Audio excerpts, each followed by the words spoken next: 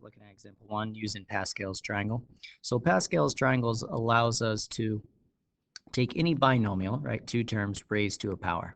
And we can use this triangle. So always start with the first row as a 1, and then your next row, you always start with a 1 and end with a 1. And then third row, start with a 1 and end with a 1. Next row, start with a 1, end with a 1. So you kind of build this triangle.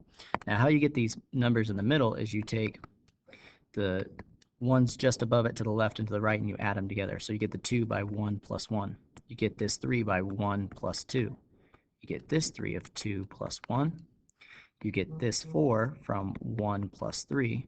You get this 6 from 3 plus 3. This 4 is 3 plus 1, and you keep on going.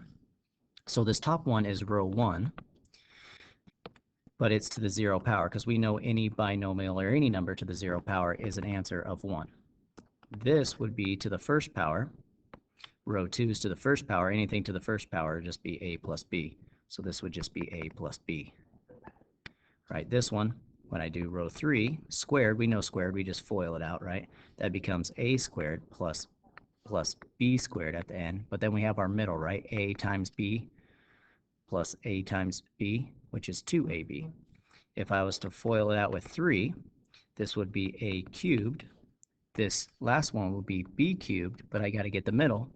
And so this would take a long time to FOIL out, but we can use this Pascal's triangle to fill it out. And so this just becomes a squared, this becomes a, and then we have a constant a. What I got to do on this is just fill in the gap.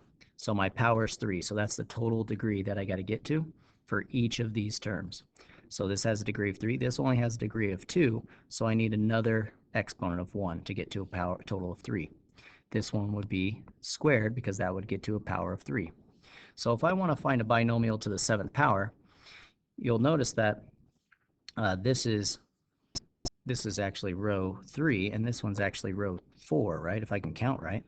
So this is my row 4, but I'm at a power of 3. This is row 3, but I'm a power 2. So to get to my row, I actually got to add 1 to my power, right, because that's just basically adding your constant at the end, right?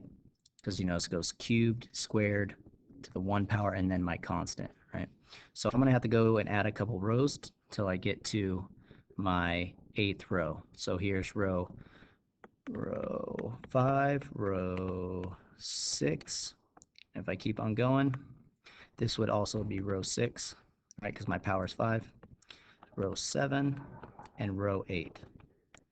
Okay, but my power is 7, so this becomes x to the 7th, x to the 6th, x to the 5, x to the 4, x to the 3, x to the 2, x to the 1, and then my constant.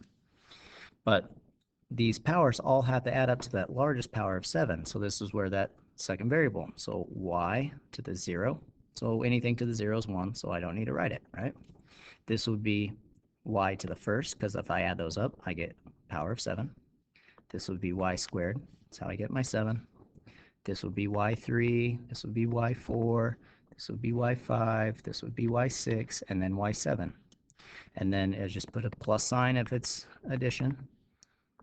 We'll do some more problems where it might switch though. But there's my polynomial. It would take you a very long time to do it by hand, kind of like we did in the last section, just multiplying 3 binomials times each other. It takes a while, right?